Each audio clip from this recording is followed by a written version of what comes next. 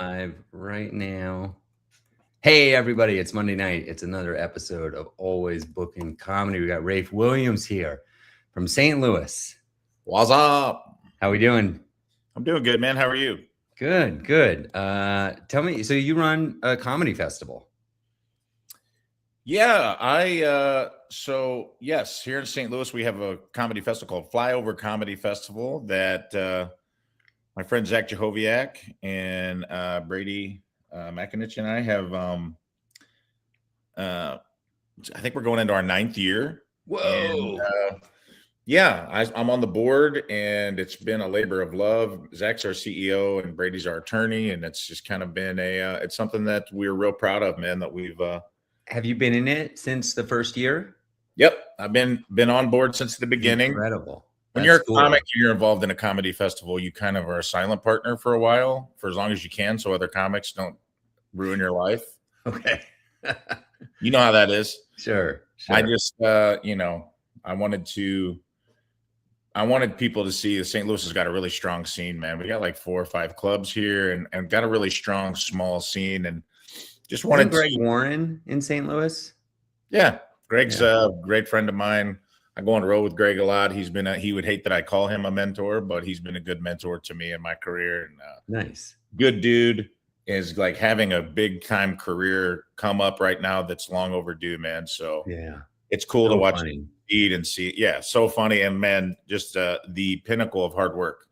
Yeah. I work pretty hard, and Greg makes me feel like a lazy piece of shit. I'll be honest.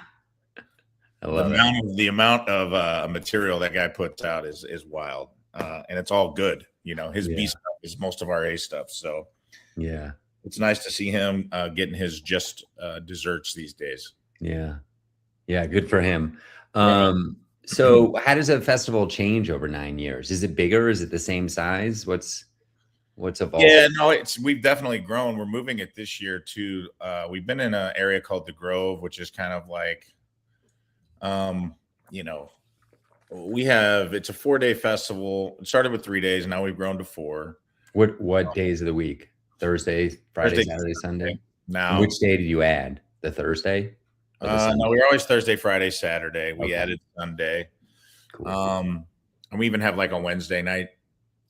Pretty soon it'll be a whole week. Yeah, we're getting there. And we've gotten a lot of compliments. The people that run Moon Tower Comedy Festival are like, hey, we want to partner with you guys and help promote the festival this year. So we've had a lot of growth, and a lot of it is word of mouth, man. I've been to good festivals and bad. Mm-hmm. As a comic, that was kind of my input. I think good comedy festivals, to me, are when you cultivate a good hang for the comics, because it's such a lonely. The better you get at our art form, the lonelier your career becomes, because you're out on the road and you're doing the thing you love, but you're not hanging out. Yeah. So we try to create an environment where the audience and the comics can interact. Everything, all the venues are walkable. Nice. I love that. That's so important. Where they're so big and sprawling that you spend half your festival in an Uber. Yeah, get to hang. This is very much, all of our venues are walkable, and it's like you can, if you got a wristband and you can't get in to see this show, across the street there's another awesome show happening. And I wanted to create something with my friends that showed St. Louis is a national comedy destination, and also showcases local talent, but also national talent can come in, and it's a good hang, and the shows are fun, good audiences, because this is a real city where people come out. Like, we're a drinking city, like audiences come out. So, we wanted to create something where the shows were packed, the rooms were fun, the comics are having a good time, and the audience gets a chance to discover new people. We have big national, headliners that have no problem selling tickets, but I always made it a focus of like, who are the people that I know are funny that just don't have the following yet, or the fans that they deserve, and really packing the festival with solid submissions and people from other cities, and giving everybody an opportunity to network and, seen by industry also. Sure. Do you have an example of a comic from year 1, 2, 3 who you took a chance on or gave an opportunity to that is now like a household name? Oh, I mean, we've had all sorts of people blow up that, I'm trying to think of like some, we've had Janelle James, pre-Abbott Elementary, was one of our first headliners, and like watched her ascend after, she did a small room of like 100 people, I think, our first year. And I knew Janelle. I'm familiar because I knew she was great. And then, of course, her trajectory, the Netflix special, and then Abbott Elementary, and she became beyond a household name.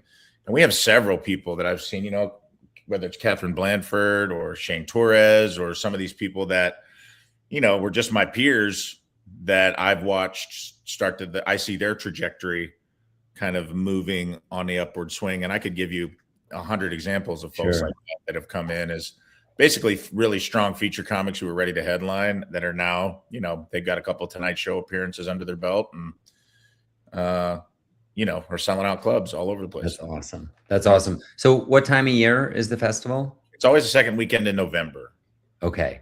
So have you announced your headliners for this year yet? We are announcing July 22nd. Okay. So let's go back a year. Who were your headliners last year?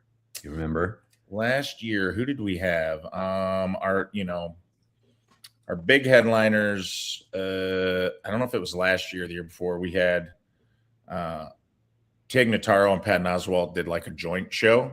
Whoa. Those are big names. That's huge. Yeah, and that was a show that I got to, I opened for them on that show, and it was a really great experience because, when you get to people that level. Last year we had Aziz. Wow. I knew it would come to me because I was like, who did we have last year? And Aziz Ansari did the Steeple Theater. We have the Sklar Brothers, Dumb People Town came in. We had all kinds of, we've had just about everybody, man. We try to have a diverse lineup, but the night we did the Tig Notaro, Patton Oswalt show, it was the Notorious St. Louis Puke show, where someone got so violently drunk that in the middle of Tig's set, and it was like, I had gone up, Tig was on stage probably wrapping up her last 10 minutes before Patton went on and did they were each doing like 40.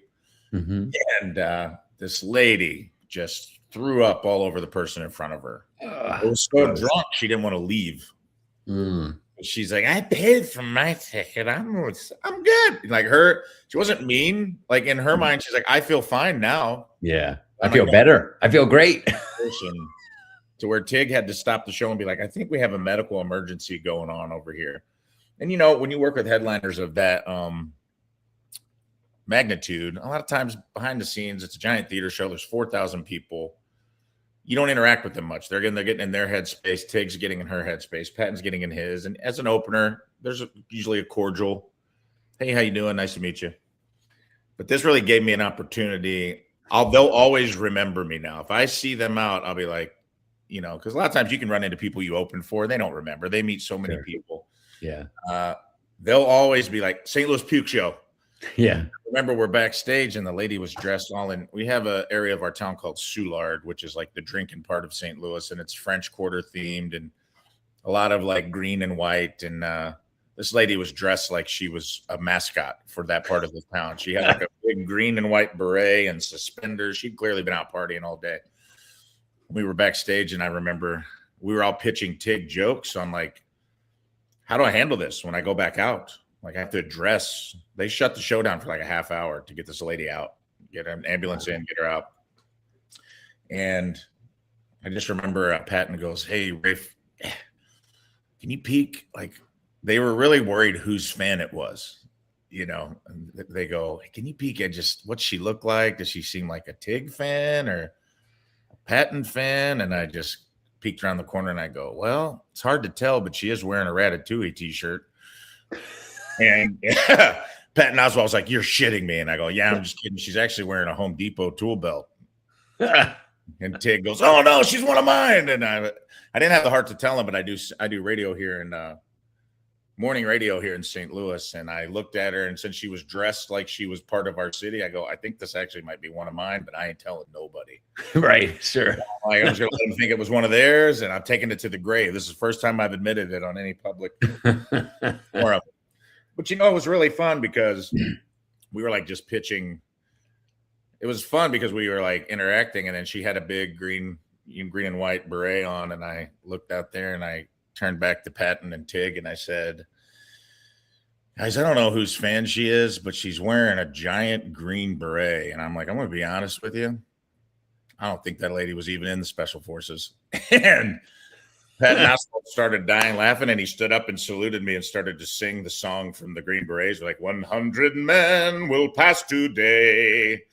And we all were singing, what only 3 wear a green beret. And I was like, this is one of the greatest comedy moments of my life. So, that lady was a blessing in disguise. And then we got a national write-up because of it. Wow. Like, I can't remember if it was Variety. Somebody grabbed a hold of it because it was like the infamous St. Louis puke show where the show was interrupted, and it ended up being really good for our festival. So we owe that lady. So now I'm going to plan a puking person in every show on our festival. Sure. Yeah. What a move. What a pro move. Yeah. So new festivals, take note. That's right. So if you want to do that, feel free. I give you permission. Yeah. Yeah. Way to turn lemons into lemonade. Right. Have you had any kind of high profile cancellations or any like venue shutdown? Like Rogue Island Festival in Newport famously had a venue burned down, like I think the day before the festival. Really? Yeah. So it'd be hard to reach that epic a level of disaster, but the hard stories are always the most fun to me. You ever have anything like that happen?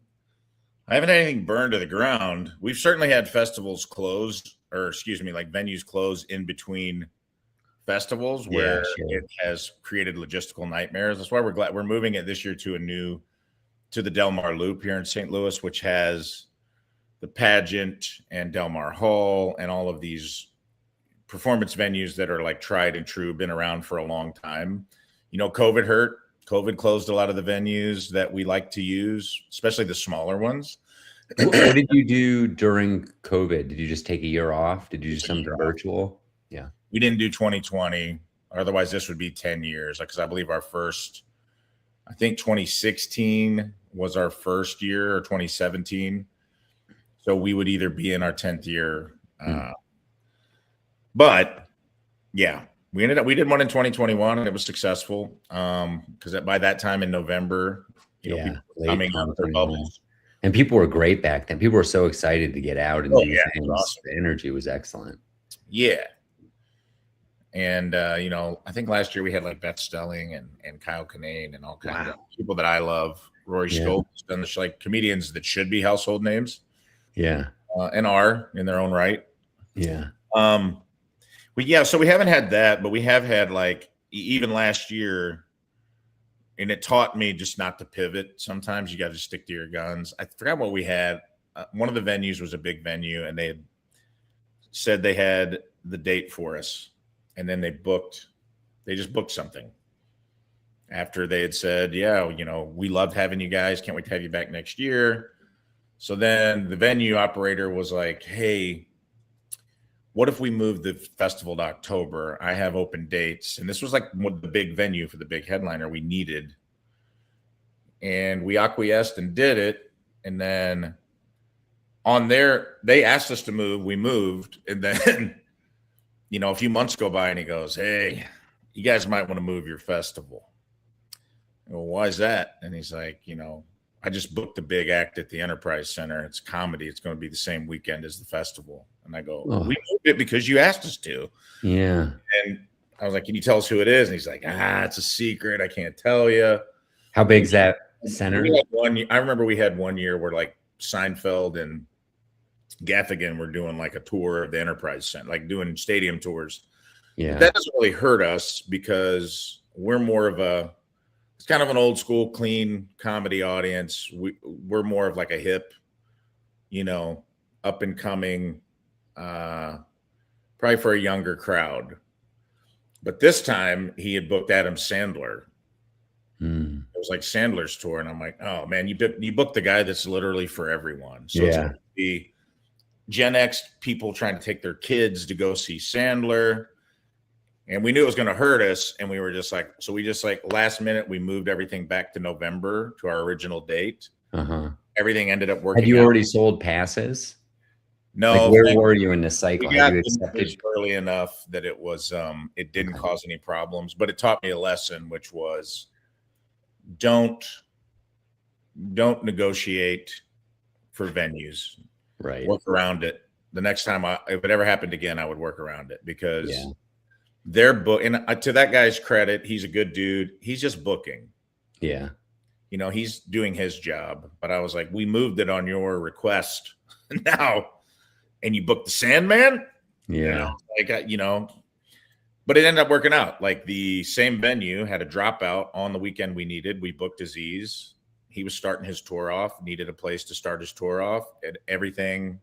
We came out smelling like a rose. Nice. And I also just like the idea of having it be at the same time every year, so people kind of mark off their calendars for it. I'm sure you run the Vail, Comedy festival. I'm sure every Memorial Day weekend. Right. And I'm sure you like don't want to pivot off that because it's people know that's when it is. And they plan around it. So I have thought about shifting it for other reasons, but if I did move it, I'd want to stay roughly the same time of year every year. Memorial Day tough. What's that? Is Memorial Day hard? It's not a super busy time in Vail. So it's kind of like a down time. So it would be easier for me to sell tickets if I moved it to a different time, but that would raise other problems. Like hotel rooms would be more expensive. Sure. It'd be harder to get venues. It's the opposite here. I'm in Missouri where like we have Lake of the Ozarks. Memorial Day, Labor Day is like this city's a ghost town. Everybody goes to the lake. You know, and it's real hard to like move tickets or even do any shows on those weekends. So you got the opposite. You're at a vacation place, so it's probably a hotbed that time. Yeah. Well, the problem with Vail is it's a ski town. So the ski mountain is closed, but summer hasn't started yet. And traditionally it's what they call mud season. So it's like raining a lot and the snow is melting, and it's just not the most desired. Like fancy rich people go to Vail and they know this isn't the best time to visit. The weather is not necessarily the best. We've been really lucky. We've had great weather. I've always said, if I run the festival for 10 years, one of those years, there's going to be a blizzard. It just happens. Like it seems unusual for it to snow that late, the last weekend in May, but it's going to happen one of these years. We've done 5 years. One of the years, it barely snowed one of the nights. That's the closest we got. Well, I had my friends, Nick Vatterot's a good pal of mine. Oh, I love Nick. And I love him even more after he did the festival. He was an absolute all-star. Yeah, he's awesome, dude. He's a guy that it's proof that the industry doesn't know what to do with some people, because that guy, there's usually you can go to other cities and see comics and you'll be like, oh, that's Denver's, which I was just in Denver, by the way. Oh, no way. This last weekend, which is funny. I realized you're in Denver today, and I was like, oh, could have said, what did you do? I came and went to Pikes Peak. I just more of a vacation. I came out and did like a sober house show. Sometimes I've been sober for 15 years. Sometimes, yeah, sure. It's kind of weird. Like I'll get these gigs where it'll be like a Sans Liquor event, but it'll be like people that run sobriety houses all over the country. And then I've done some what am I trying? NA. And I did some AA stuff over Zoom. And crazy good audiences for being sober. Yeah, they're really great. Yeah, and they want to have a good time. And it's the thing that the key is, like, I think a lot of thcomics that are sober go in there and try to make the whole thing about that. Like, no, man, they're already living, so just go be funny. Yeah, they just want to have a good time. Yeah, and it's been a nice little like side hustle, for lack of a better word, of just like, I get referred. There'll be people from other cities that are at these shows. They'll be like, hey, you should come to our place. Well, and the pay is usually pretty good. They take care of you. So it was nice. And then I just hung out in Denver, went to Pikes Peak, Garden of the Gods, did that whole touristy thing over the weekend. So, but beautiful place to visit, 4th of July. I wish I would have known. I had shows. I did 4 shows in 3 days. Oh, I wish I'd known. Might have came in. But up in the mountains, but beautiful places. Yeah. We had Rojo Perez from The Tonight Show. And I don't know if you know Steve Gillespie from Conan. Super funny dude. So I got some questions for you as a experienced festival. Yeah. I will say this about Nick, though, because I got off sidetracked. That dude's, you can go to other cities usually, and you'll be like, oh, that's Seattle's so-and-so. Mm, They'll remind you of another comic, the way they perform, and sure. you will not find another Nick Vatterott. No, he's incredible. I'll tell you a quick funny Nick Vatterott story. We do this thing where you can come to any show as a comic, headliner or submission comic, and put your name on a standby list pre-show. And if somebody doesn't show up, somebody went hiking too long, somebody got sick, somebody just didn't make the festival at all, there's usually several spots during the festival that get filled by the standby list. And we just jot down your name and how much unique material you can do. Because at our festival, we have a lot of overlap with the audience. And so we just ask the comics to always be doing different jokes.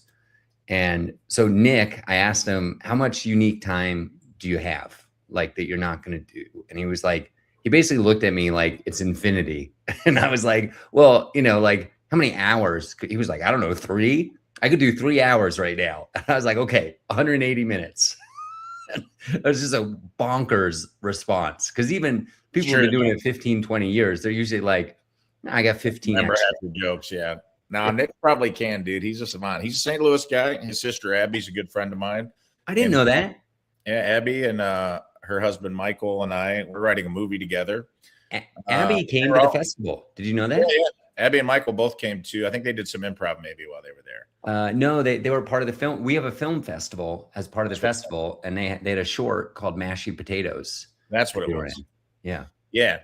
That whole family's talented, man. There's like 3 or 4 funny people in that Vatterott clan. And there's St. Louis folks, and Abby and I have done all sorts of stuff together. She's very funny and talented, and her husband, Michael, very close. They're like Chicago improv people.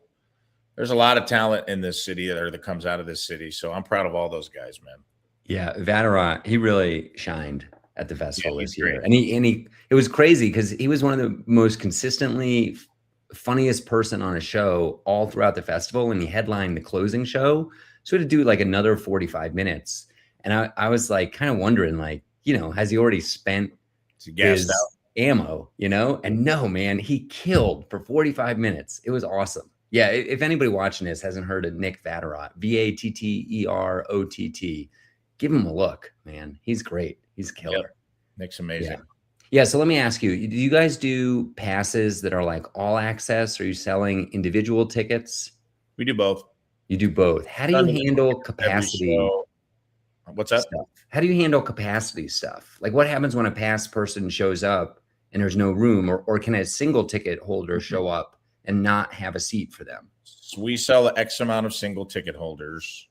We always tell people, if you really want to see a show, buy a ticket.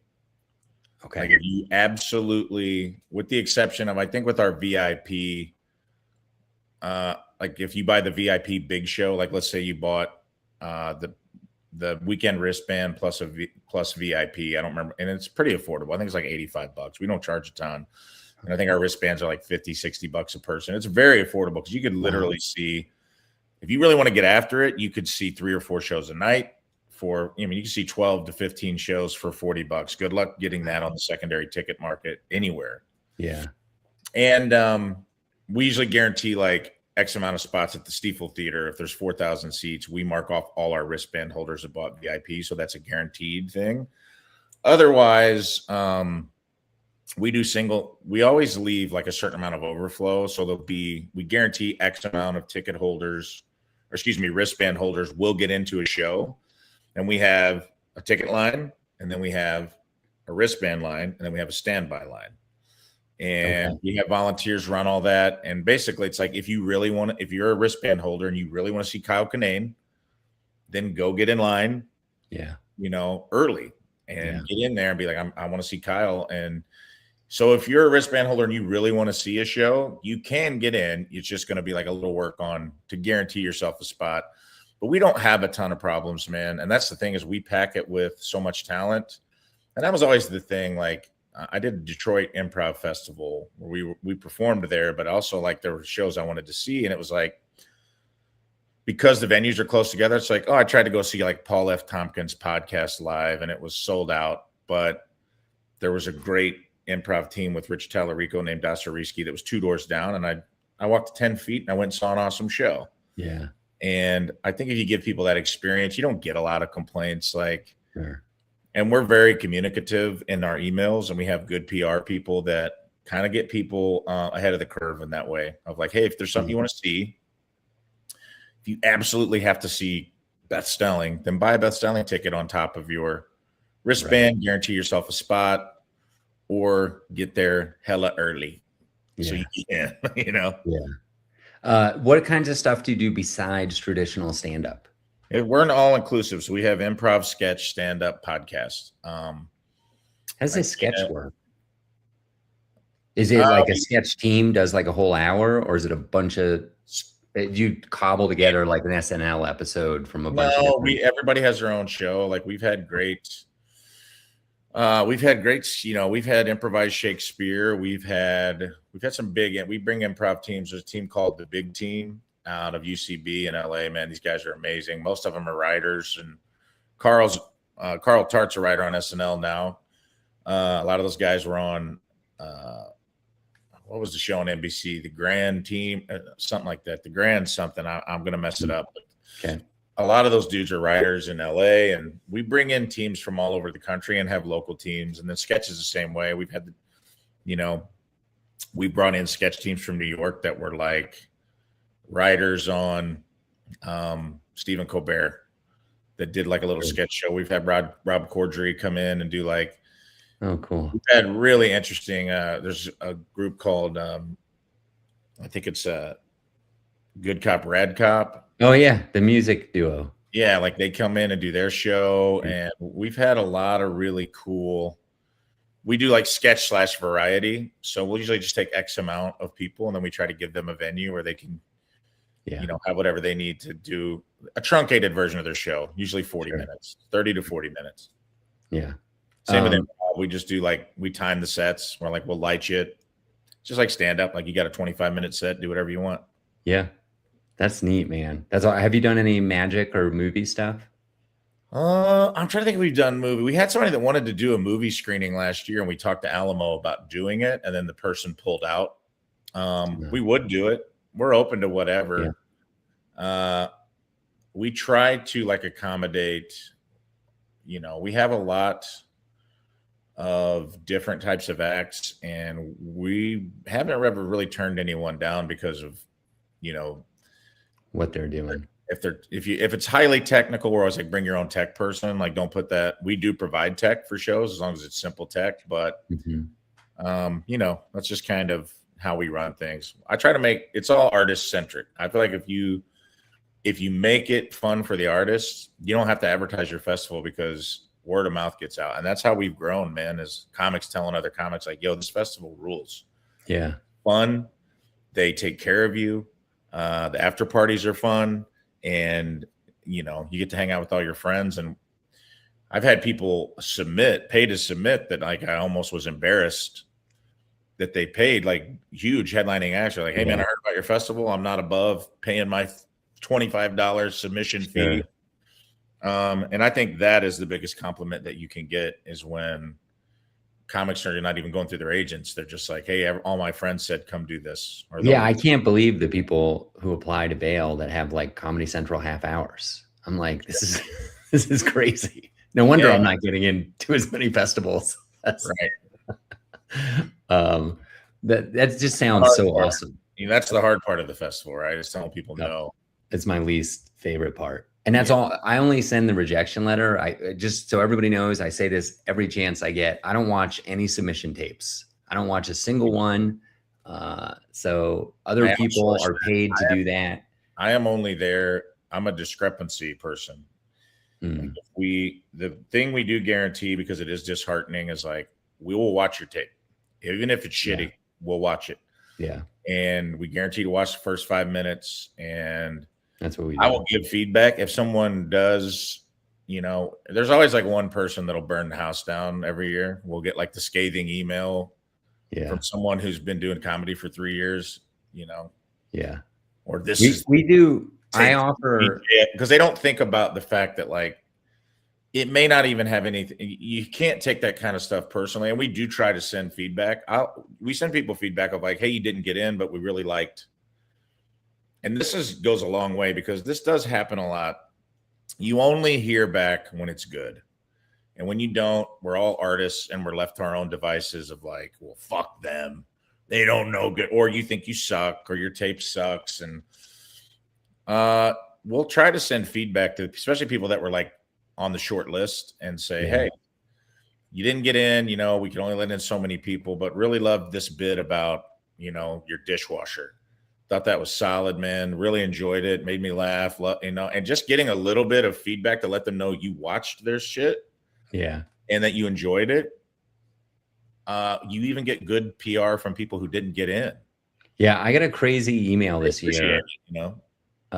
Somebody responded to our rejection email and said, I've been doing comedy for 10 years. This is the best rejection email I ever received. That's great. Thank and there's an art to that because it is hard, man. It's not fun. It is. It's there are great people. And dude, that's what I always tell people too, is I'm like, man, I'm a working professional comedian.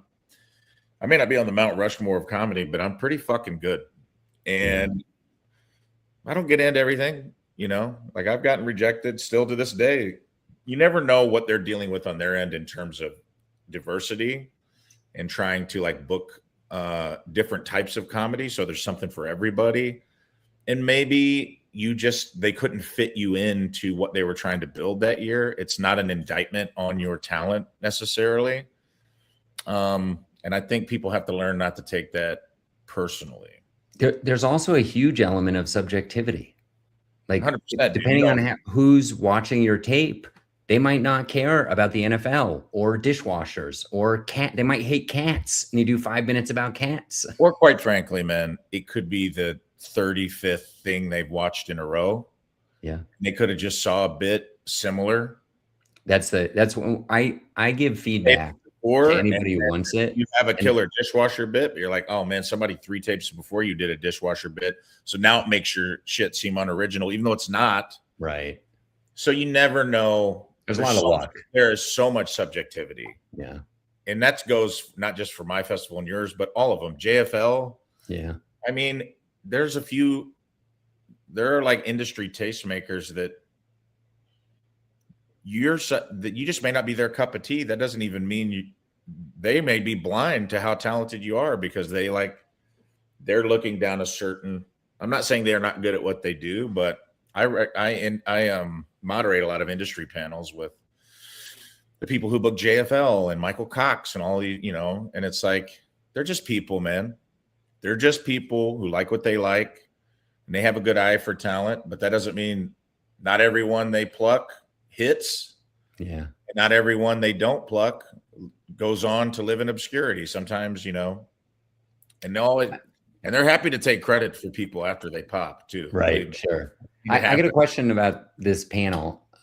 One, how do you get industry to the festival and how has that grown over the years? And it's two, no, you go ahead.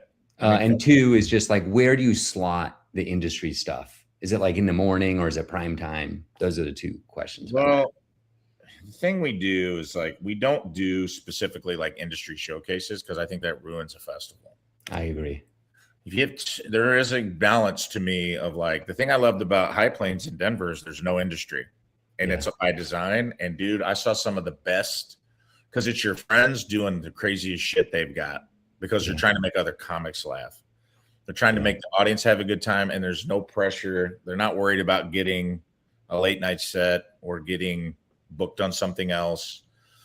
And there's a freedom to that I think some of the best art is born of that. So what we tried to do was split the difference there of like, and I've gone to like, I went to Laughing Skull and I had an industry showcase and I did really well and it got me a lot of stuff. And so it is cool, but also everyone was just obsessed with industry. And I watch friends of mine turn into fucking goblins at an after party, like they're not even looking at you, man. They're looking through you, trying to see if Michael Cox is looking at them and they're looking over your shoulder. And it's just like, I see people like just trying to like, and I get it, man, it's part of the business, but they're trying to like maneuver their way into a conversation with one of these industry folks.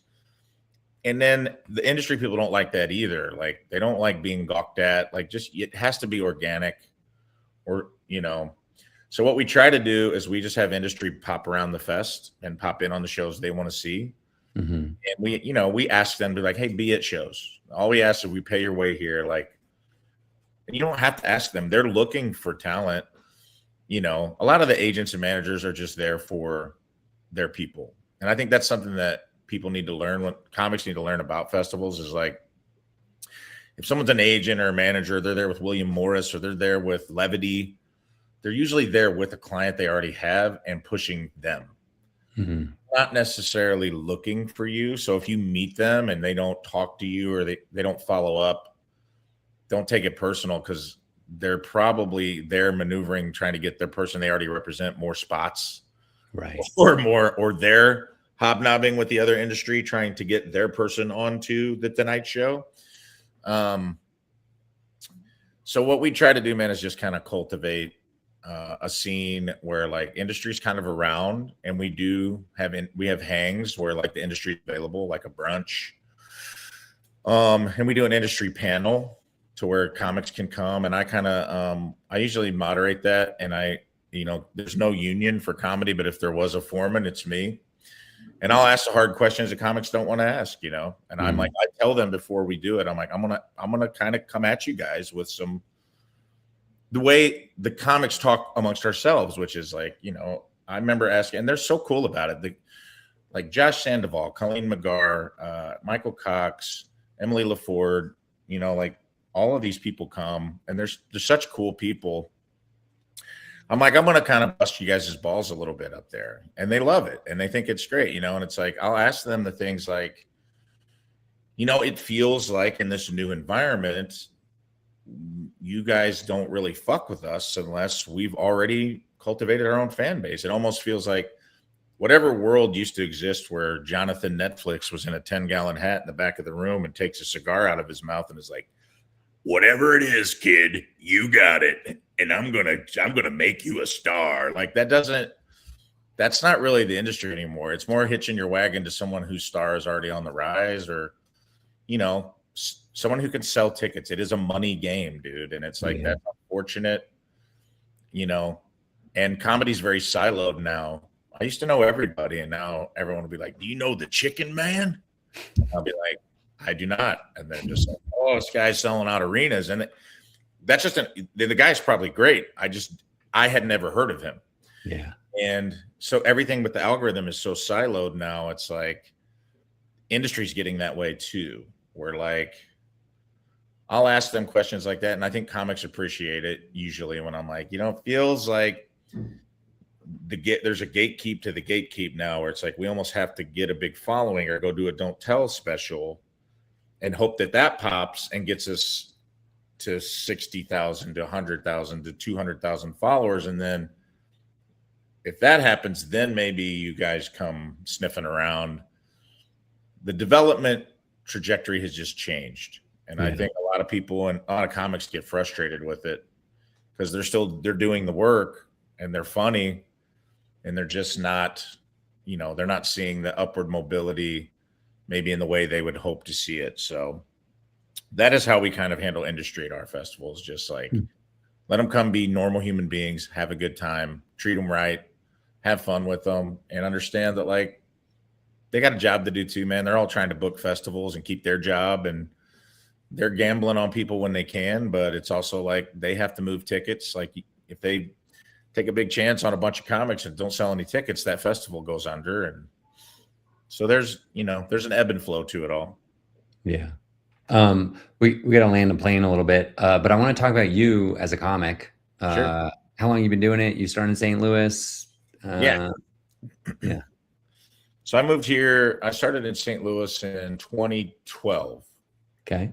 So I've been doing it since 2012 minus COVID years, whatever. I don't know what that comes out to, right End around of 15. You're in that range. Yeah, I'm somewhere in the 15-year mark. And been doing it, had a great career out of here, man. I feel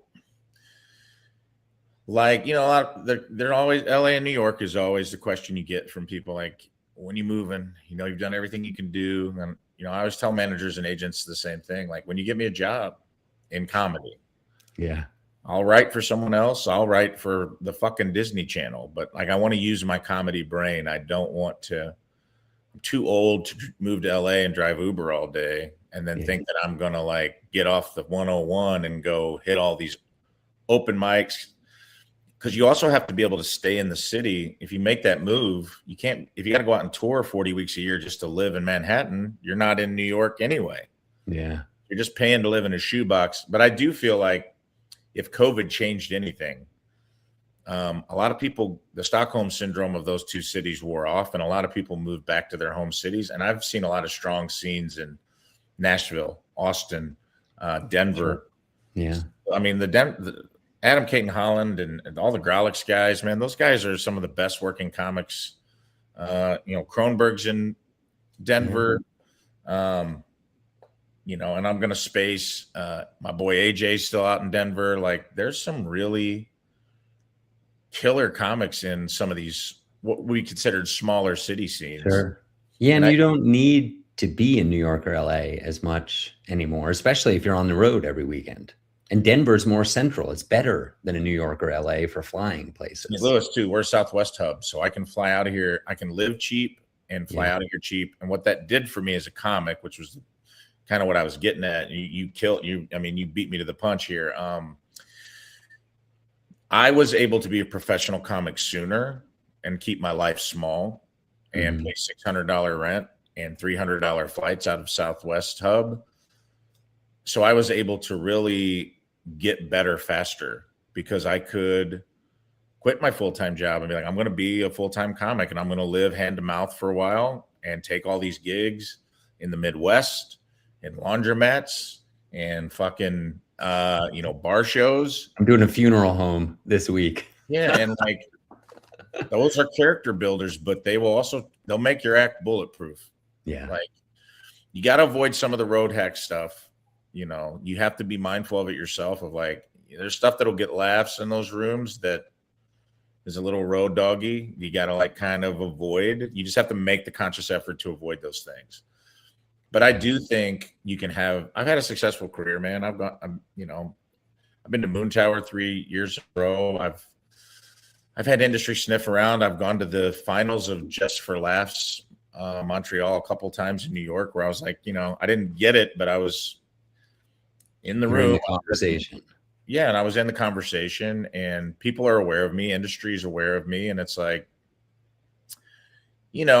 there are benefits to proximity if you're in LA, and they're like, hey, somebody dropped out. We need somebody to go do one line in an episode of Curb Your Enthusiasm. It's a little easier to get somebody that lives in, Silver Lakes than it is St. Louis to go like take a last minute audition. So there are benefits, and also just being around. If you're around the store, you're around the cellar, maybe a bigger comic takes you under their wing. I've almost seen that become the new gatekeepers are almost like other comics putting their openers specials on their YouTube channels and giving them access to their audiences, But I've had a good career out of here, man. Done the Netflix fest twice, and there's nothing that I've wanted for my career other than stability. I've had big opportunities out of here, and I think you work hard. You got to be able to deliver the goods when your number gets called. I do think that is the thing that a lot of comics don't work on. And, Greg Warren probably gave me the best piece of advice I ever got. We all get to that point where you start to get frustrated, or you feel like you're being overlooked, or you feel like, because comedy's not a staircase. Yeah. It's like you're up and then you're down 2, and then you're up 5, and then you're down 9. And it's not a linear path, and there's no union to promote you. You don't just necessarily just because you're headlining doesn't mean, just because you're featuring for X amount of years and killing in that 20-minute hole doesn't mean you just automatically get the headline. There's it's a lot of luck, man. It really is. But I think if you're kind, you're easy to work with, and you can deliver when your number's called, that'll get you. It's just like any other business, man. Just be good to people. Don't be an asshole. Be easy to work with. Be grateful for where you're at. Yeah. That's the hardest thing, dude. It's like, I think about 15 years ago, like 13-year-old me would be ecstatic. Like, oh, you're a professional comedian. You get paid. You you bought a house with comedy money, and you tour all around. You don't have to have a real job. I'd be like, yeah, pretty cool, right? 13-year-old me, or even me 15 years ago when I was still bartending, would be like, that's fucking awesome, dude. But you know, the bar's always moving, the brass Yeah. ring. I think that's the biggest secret in comedy is being happy where you are. It's very hard. And you have to really focus on like, and that's what Greg kind of told me. You know, I don't remember it's been a few years ago, and I was just getting kind of frustrated because I was knocking on the door of a lot of big opportunities. I had gotten JFL 3 years in a row and gone to the finals in New York, where they were like, man, we were taking 13 people and there were 20 names left on the table, and you were one of them, man. Just next, you're this close. You know, you're always this close. And I was getting frustrated and like feeling sorry for myself or whatever. You know, we all go through those periods. And, you know, Greg just said, well, hey, why'd you start doing comedy? And I go, what do you mean? He goes, what got you into comedy? Why do you do it? And I go, because I love it. I love making people laugh. And he goes, all right. How do you make people laugh? And I go, what do you mean? He goes, what do you do to make people laugh? And you tell jokes. And he goes, and where do jokes come from? And he goes, I'm like, you write them. And he goes, and that's something you can control every single day. And he's like, you can. And he goes, what's the best feeling in the world when you're a young comic? And I'm like, well, when a joke works. Yeah. And he goes, right.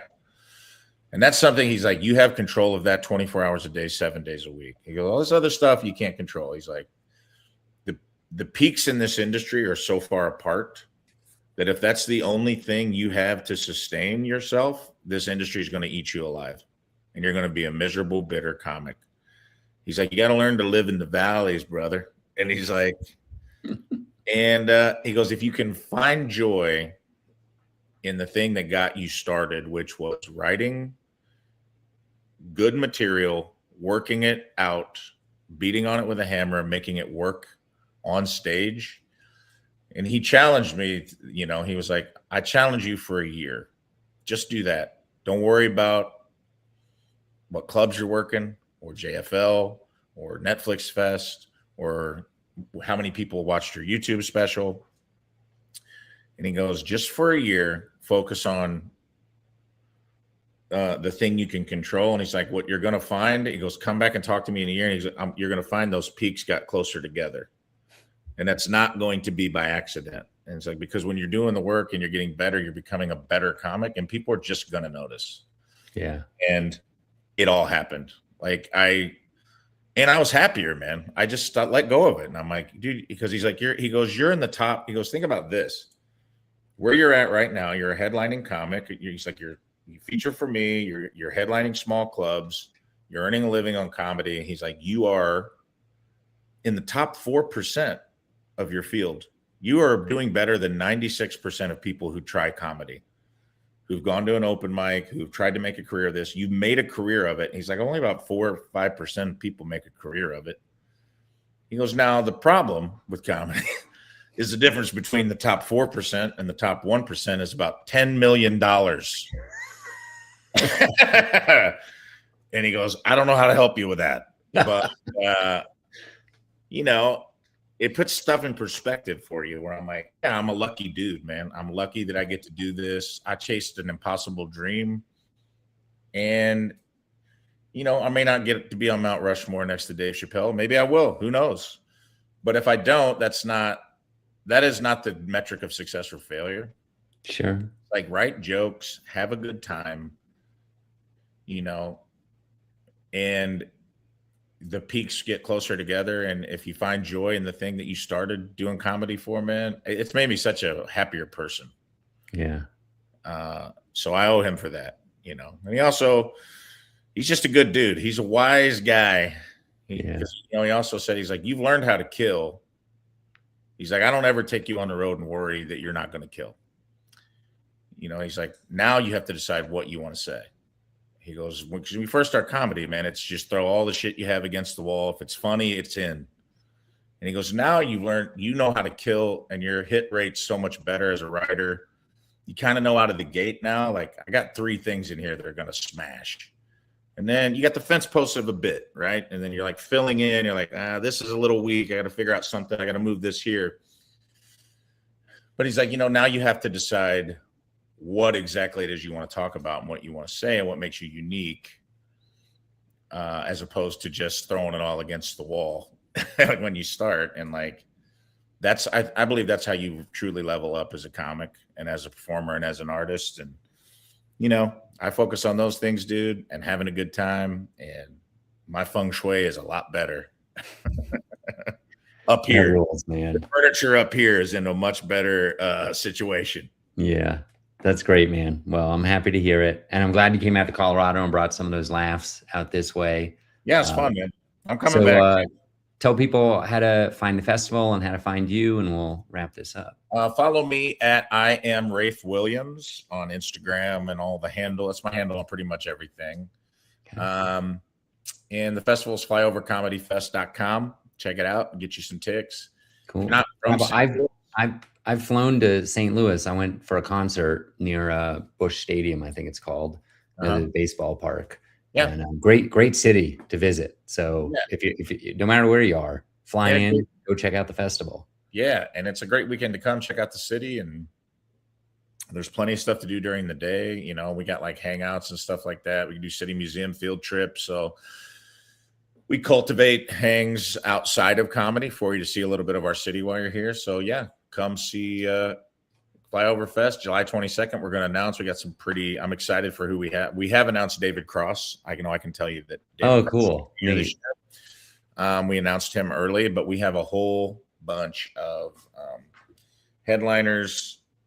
Let me see if there's anybody else I can tell you real quick as we're wrapping this up.